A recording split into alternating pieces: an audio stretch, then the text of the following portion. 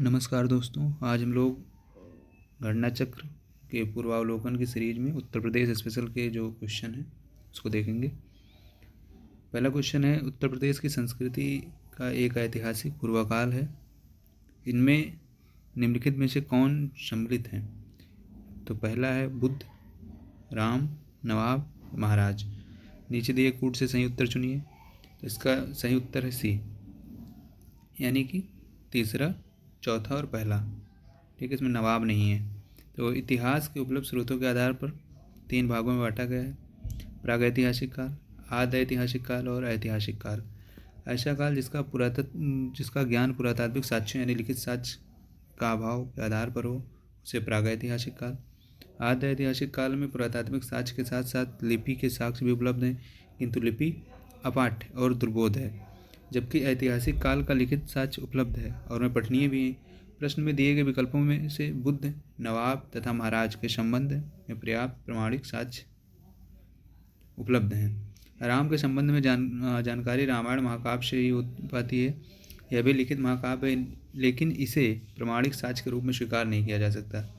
रामायण कालीन स्थलों से प्राप्त पुरातात्विक साक्ष्यों का रामायण में उल्लेखित घटनाओं से अभी तक पूर्ण रूप से सामंजस्य स्थापित नहीं हो पाया। अभी भी इस पर शोध कार्य जारी है। साक्ष्यों में सामंजस्य का अभाव इसलिए भी है कि रामायण महाकाव्य की रचना घटना के बहुत बाद में की गई, अतः उस काल से संबंधित स्तरों से मिले साक्ष्य से इसकी पुष्टि नहीं हो पाती, चूँकि रामायण को ऐतिहासिक साक्ष्य नहीं माना जाता।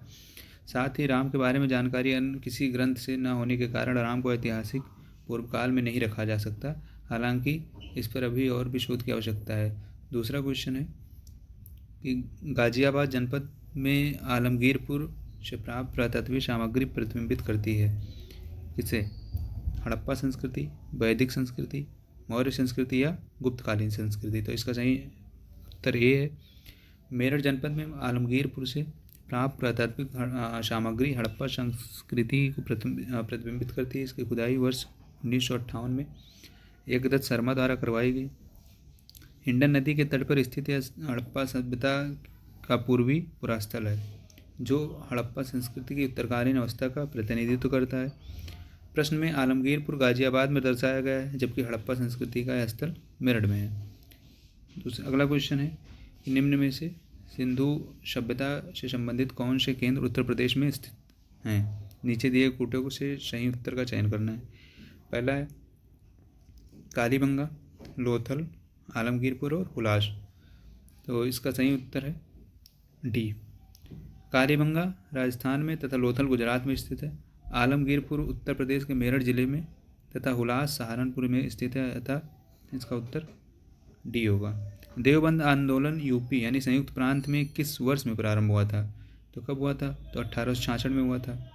देवबंद आंदोलन की शुरुआत मौलाना हुसैन अहमद एवं अन्य लोगों द्वारा 1866 में देवबंद यूपी संयुक्त प्रांत दारुल उलूम की स्थापना के साथ हुई।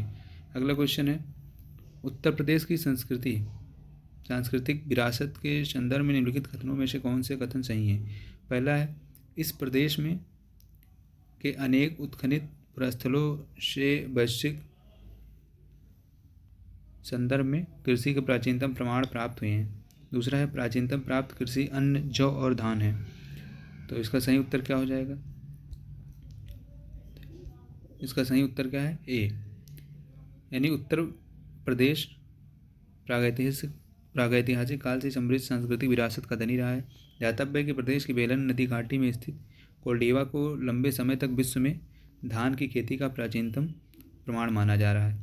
इसी तरह धान की खेती का प्राचीनतम प्रमाण प्रस्तुत करने वाला लहुरा देव उत्तर प्रदेश के संत कबीर नगर जिले का ही भाग है, अतः कथन एक सही है। धान के अलावा किसी अन्य के साक्ष्य उत्तर प्रदेश से प्राप्त नहीं है। अगला क्या है, बेगम समरू ने एक अति प्रसिद्ध चर्च का निर्माण करवाया था। तो यह कहाँ करवाया है? सरधना में। सरधना कहाँ है? तो मेरठ में है। बेगम समरू लगभग 1750 से 1836 ईस्वी ने एक अति प्रसिद्ध चर्च का निर्माण मेरठ के निकट सरधना में करवाया। बेगम समरू के पति एक यूरोपीय वाल्टर रेन हार्डर्ड सोम्ब्रे थे, जिन्होंने कई रियासतों को सैन्य सेवाएं प्रदान की थीं। सोम्ब्रे को मुगल सम्राट शाह आलम द्वितीय ने जब्ता खान के विद्रोह के विरुद्ध उसकी विशिष्ट भूमिका के कारण सरदना की जागीर प्रदान की थी। अपने पति शोम्बरे की मृत्यु के उपरांत बेगम शमरू सरदना की शासिका बनी। अगला क्वेश्चन है, नवाब शुजाउद्दौला की बेगम का प्रसिद्ध मकबरा बहू बेगम का मकबरा निम्नलिखित में से किस स्थान पर अवस्थित है? तो बहू बेगम का जो मकबरा है वो कहाँ पे है? फैजाबाद में है। नवाब शुजाउद्दौला की बेगम उन्मातुल जोहरा बानो उर्फ बहू बेगम का मकबरा फैजाबाद अयोध्या में स्थित है, जिसे उन्होंने अपनी प्रिय बेगम की स्मृति में बनवाया था। यह परिसर अब भारतीय पुरातत्व विभाग के अधीन है और सिया बोर्ड समिति द्वारा इसका प्रबंधन किया जाता है। अगला है, निम्नलिखित में से कौन सा एक सुमेलित नहीं है? तो जोश मलिहाबाद, रघुपति सहाय फिराक कानपुर, फिगर मुरादाबाद, चकबस्त लखनऊ। इसमें जो बी वाला ऑप्शन है सुमेलित नहीं है।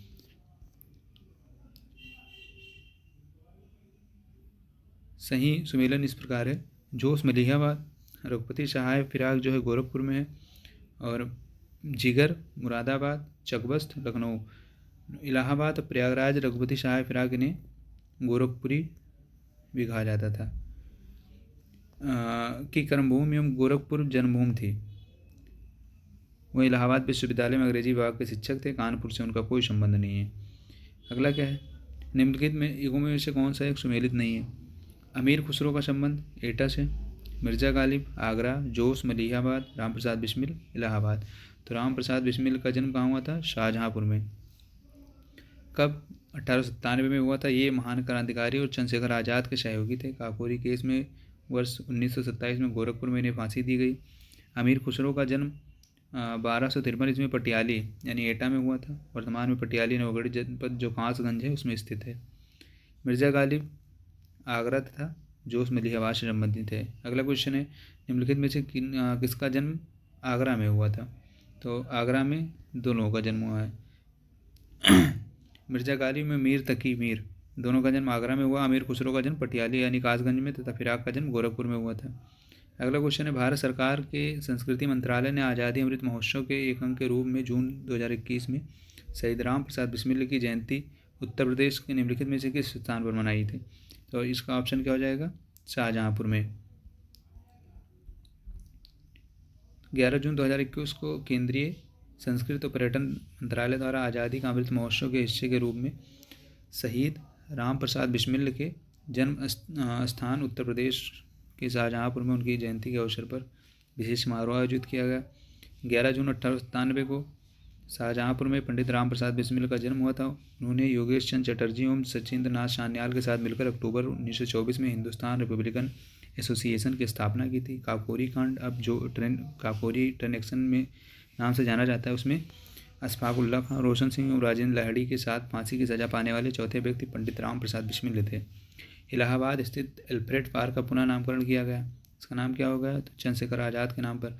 अल्फ्रेड पार्क इलाहाबाद यानी प्रयागराज में स्थित स्वतंत्रता संग्राम के दौरान ब्रिटिश पुलिस एवं भारतीय क्रांतिकारियों की मुठभेड़ के लिए प्रसिद्ध है। इस पार्क में ब्रिटिश पुलिस एवं चंद्रशेखर आज़ाद के मध्य मुठभेड़ हुई। जब चंद्रशेखर आज़ाद की पिस्तौल में मात्र एक गोली बची तो ब्रिटिश पुलिस द्वारा जिंदा न पकड़े जाने के लिए उन्होंने अपनी कनपट्टी पर गोली दाग दी और शहीद हो गए। स्वतंत्रता के बाद इस पार्क का नाम पुनः चंद्रशेखर आज़ाद जी के नाम पर अमर शहीद चंद्रशेखर आज़ाद पार्क रखा गया है। मोतीलाल नेहरू बाल संग्रहालय कहाँ स्थित है? तो ये कहाँ पे है? लखनऊ में। ठीक है, इसकी स्थापना कब होती है? 1957 में। अगला क्या है, भारत कला भवन संग्रहालय कहाँ स्थित है? तो ये वाराणसी, भारत कला भवन। तो ये कहाँ पे है? वाराणसी में। भारत कला भवन वाराणसी में अवस्थित है। इसकी स्थापना 1920 में की गई। चित्रकला के विकास में इसका महत्वपूर्ण योगदान है। अगला क्वेश्चन है, निम्न में से कौन सा युग सुमेलित नहीं है? तो विंध्याचल, मिर्ज़ापुर, हस्तिनापुर मेरठ, देवा शरीफ बाराबंकी, श्रृंगवेरपुर फैजाबाद। तो यही गलत है, श्रृंगवेरपुर फैजाबाद। श्रृंगवेरपुर अब जो प्रयागराज है आपका वहाँ पे है। अगला क्वेश्चन है कि महर्षि वाल्मीकि आश्रम कहाँ पर अवस्थित है? तो श्रावस्ती में, बिठूर में, कालपी में, उपयुक्त में से कहीं भी नहीं। तो ये कहाँ पे है? कानपुर बिठूर में। बिठूर गंगा नदी के किनारे कानपुर नगर में स्थित एक ऐतिहासिक शहर है। पौराणिक कथाओं के अनुसार चित्रकूट में भी वाल्मीकि आश्रम है। विख्यात भारत माता मंदिर सबको पता है, वाराणसी में है। भारत माता मंदिर वाराणसी के काशी विद्यापीठ परिसर में स्थित है। इनका निर्माण बाबू शिव प्रसाद गुप्ता द्वारा, उद्घाटन महात्मा गांधी द्वारा 1936 में किया गया। भारत माता की प्रतिमा संगमरमर की बनी हुई है और एक मॉडल के रूप में दिखाई पड़ती है, जिसमें भारत के सागर, मैदान तथा पर्वत समूचे भारत का करता है। भारत माता मंदिर देवी या देवता के परंपरागत प्रतिमा नहीं, किंतु भारत माता का वास्तविक मानचित्र है। सारनाथ कहाँ पर स्थित है? तो सारनाथ यूपी में है। सारनाथ उत्तर प्रदेश का वाराणसी जिले में स्थित एक प्रसिद्ध तीर्थस्थल है, जहाँ महात्मा बुद्ध ने अपना प्रथम उपदेश 5 ब्राह्मण शिष्यों को दिया था। इसे धर्म चक्र प्रवर्तन कहा गया। इसका एक अन्य नाम बौद्ध साहित्य में ऋषि पत्तन भी मिलता है।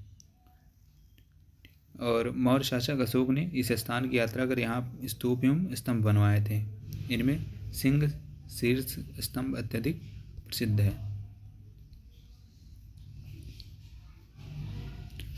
अगला है आगरा स्थित दयाल बाग संबंधित है, तो राधा स्वामी पंथ से संबंध है। फिर निम्नलिखित सूची 1 को सूची 2 से मिलाना है। Fatehpur Sikri Iltutmish, Jaunpur city Sikandar Lodi, Agra city Akbar, Jama Masjid Badaun. तो इसको मैच करवाना है। तो इसका जो मैच है वो है फतेहपुर सीकरी, किसने? अकबर ने। ठीक है। दूसरा क्या है? जौनपुर सिटी। तो जौनपुर सिटी फिरोज शाह तुगलक। आगरा सिटी सिकंदर लोदी। और जामा मस्जिद जो बदायूं में है, इल्तुतमिश ने निर्माण करवाया था। फतेहपुर सीकरी अकबर, जौनपुर सिटी फिरोज शाह तुगलक, आगरा सिटी सिकंदर लोदी और जामा मस्जिद इल्तुतमिश। चुनारगढ़ में अनूप वेदिका है, जिनकी वह है कौन? तो वह कौन है? बरतरी। चुनारगढ़ पूर्वी उत्तर प्रदेश के चुनार में स्थित है। 3400 वर्ग गज में पहले इस गढ़ के अंदर सोनवा मंडप, 52 खंबा, शौरगढ़ी तथा भरतरी की समाधि आदि दर्शनीय विरासतें हैं। सूची 1 एवं सूची 2 को सम्मिलित कीजिए तथा नीचे दिए गए कूट से सही उत्तर चुनिए।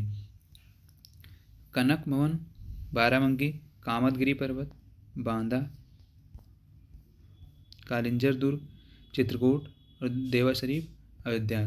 देखिए, कनक भवन अयोध्या में है, सबको पता है। कामदगिरी पर्वत चित्रकूट में, कालिंजर दुर्ग बांदा में, देवा शरीफ बाराबंकी में है। फिर सूची 1 को सूची 2 से मिलाना है। उत्तर प्रदेश के ऐतिहासिक इमारत और स्थान कहाँ पे हैं? 84 गुंबद कहाँ पे है? जामा मस्जिद, बौद्ध स्तूप और कामदगिरी पर्वत। तो कामदगिरी पर्वत तो पता है ना, चित्रकूट में है। डी का 1। 84 गुंबद जालौन में, जामा मस्जिद मुरादाबाद, बौद्ध स्तूप कुशीनगर, कामदगिरी पर्वत चित्रकूट में।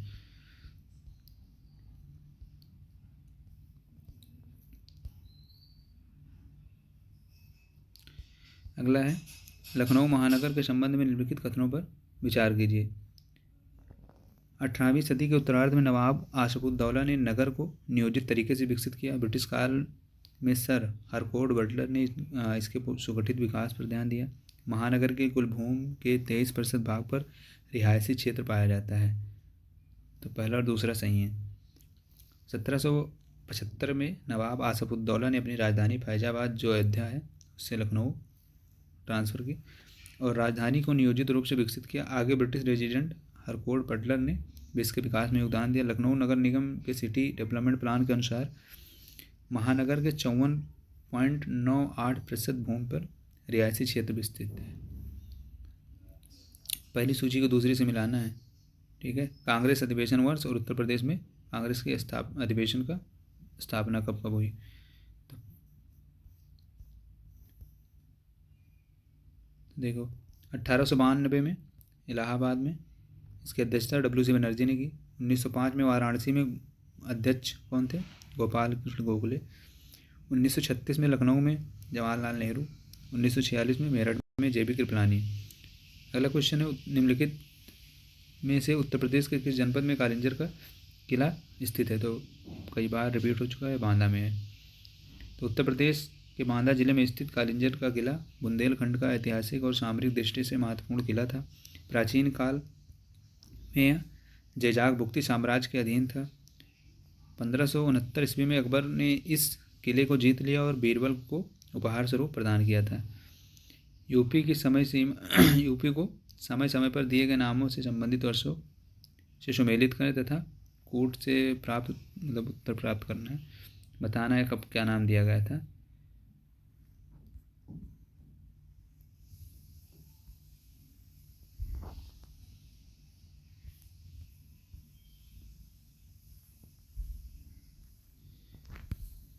तो उत्तर पश्चिमी 1836 में आगरा और अवध का संयुक्त प्रांत, 1902 में संयुक्त प्रांत, 1937 में और उत्तर प्रदेश 1950 में नाम दिया गया। उत्तर प्रदेश दिवस कब मनाया जाता है? तो सबको पता है उत्तर प्रदेश दिवस कब मनाया जाता है, 24 जनवरी को उत्तर प्रदेश दिवस मनाया जाता है। इस दिन वर्ष 1950 में तत्कालीन यूनाइटेड प्रोविंस का नाम बदलकर उत्तर प्रदेश किया गया था तथा प्रदेश सरकार ने 2018 में प्रथम बार उत्तर प्रदेश स्थापना दिवस मनाया। अब देखते हैं हम लोग राजनीतिक परिदृश्य।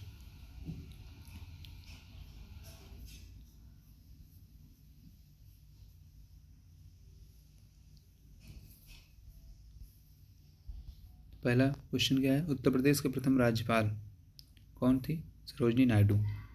कब से कब तक? तो 15 अगस्त 1947 से 2 मार्च 1949 तक। वर्तमान में कौन है? आनंदीबेन मफतभाई पटेल उत्तर प्रदेश की राज्यपाल हैं। निम्नलिखित में से कौन उत्तर प्रदेश के मुख्यमंत्री नहीं थे? तो इसमें से गोविंद वल्लभ पंत जी भी थे, हेमवती नंदन बहुगुणा भी थी, नारायण दत्त तिवारी भी थे, लेकिन कृष्णचंद्र पंत नहीं थे।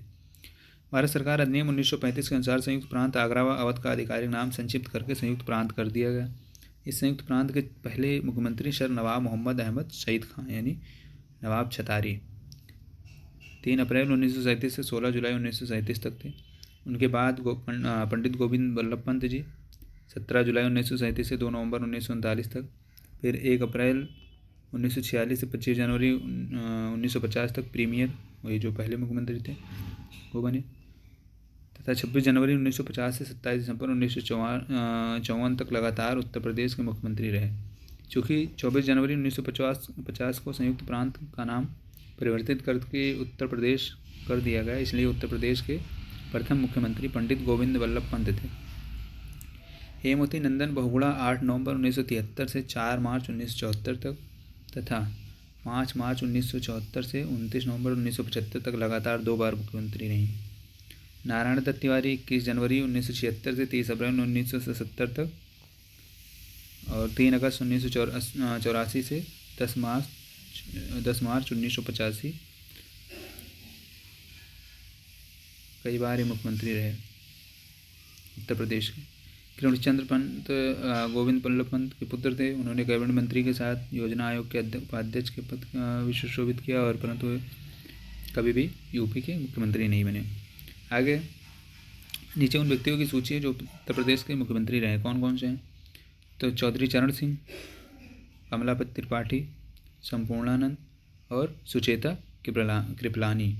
तो उनके पदारूढ़ रहने के सही क्रम को लगाना है, तो इसका सही होगा उत्तर बी। देखते हैं इसका एक्सप्लेनेशन। तो उत्तर प्रदेश के मुख्यमंत्री जो हैं पहले कौन थे? डॉक्टर संपूर्णानंद। कब से कब तक? 1954 से 1960 तक। और सुचेता कृपलानी 63 से 67 तक। चौधरी चरण सिंह 67 से 68 और फिर 70 से कुछ समय के लिए और भी बने थे। पंडित कमलापति त्रिपाठी 71 से 73 तक। निम्नलिखित में से कौन उत्तर प्रदेश के मुख्यमंत्री नहीं रहे? तो कौन नहीं थे? नित्यानंद स्वामी नहीं थे। नित्यानंद स्वामी उत्तर प्रदेश के मुख्यमंत्री नहीं रहे, उत्तराखंड के प्रथम मुख्यमंत्री थे 9 नवंबर 2000 से 29 अक्टूबर 2001 तक। अब तक उत्तर प्रदेश में कितनी महिलाएं मुख्यमंत्री पद पर रह चुकी हैं? तो कौन कितनी? 2। पहली कौन सी थी? सुचेता कृपलानी और दूसरी मायावती जी। निम्नलिखित में से कौन उत्तर प्रदेश की प्रथम महिला मुख्यमंत्री थी? तो अभी पहले ही पढ़ चुके हम लोग, सुचेता कृपलानी। यूपी विधानसभा के प्रथम अध्यक्ष कौन थे? तो यूपी विधानसभा के प्रथम अध्यक्ष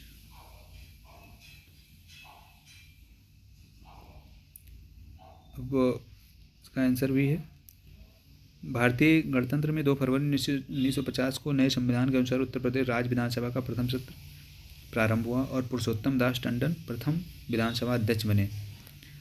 21 दिसंबर 1950 को कार्यालयी भाषा के रूप में हिंदी को देवनागरी